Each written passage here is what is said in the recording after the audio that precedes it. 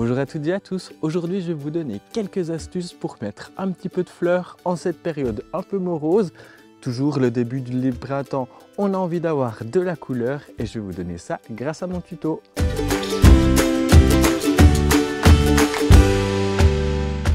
La première chose à faire, c'est de mettre tremper les plantes que vous allez mettre dans votre composition dans une bassine d'eau. Elles auront ainsi la motte gorgée d'eau et elles repartiront plus facilement dans vos jardinières. J'ai sélectionné pour vous 3 grandes catégories de plantes. En premier, il y a tout ce qui est plantes à bulbes. On parle notamment des jacinthes, des muscaries, forcément un vrai bulbe botaniquement, mais on a aussi tout ce qui est renoncules et anémones qui iront parfaitement dans vos jardinières en ce moment. Sinon, il y a aussi encore tout ce qui est bisannuel.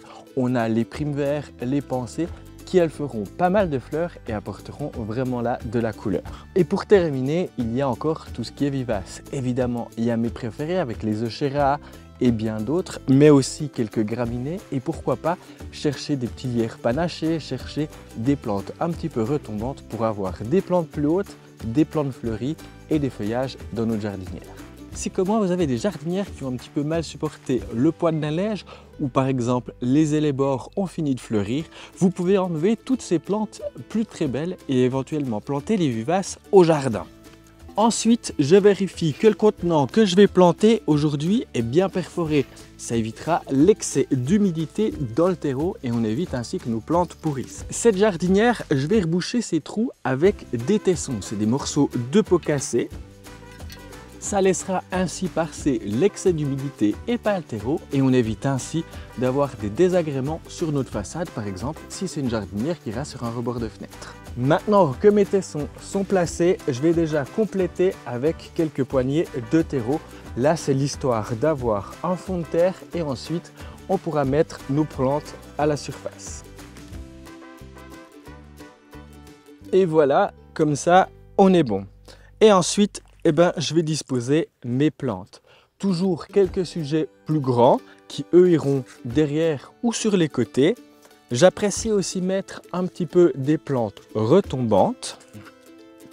Et là, comme je n'ai pas de fleurs, on va compléter ça avec des couleurs assez vives pour mettre un petit peu de soleil dans notre jardinière.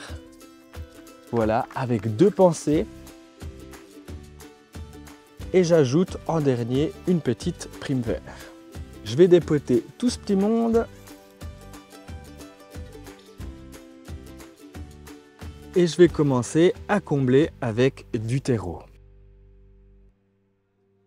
Moi, je mets toujours mes plantes un peu retombantes sur le côté, au bord. Comme ça, on a l'impression qu'elles sont déjà là depuis un certain temps et qu'elles ont déjà bien envahi le pot.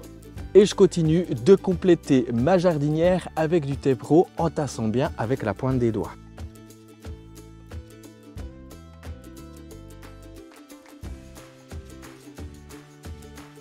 C'est important de compléter sa jardinière pratiquement jusqu'en haut. Je laisse environ un demi-centimètre.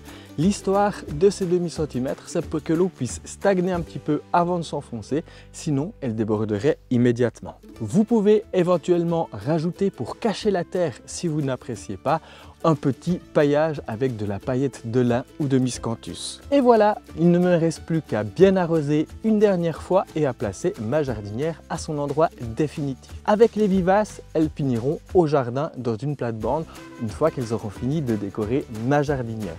Et après, aux alentours de la mi-mai, ça sera la place aux annuels. Voilà, on se retrouve tout bientôt pour une prochaine vidéo. D'ici là, bon jardinage. Ciao, jeunes pousses!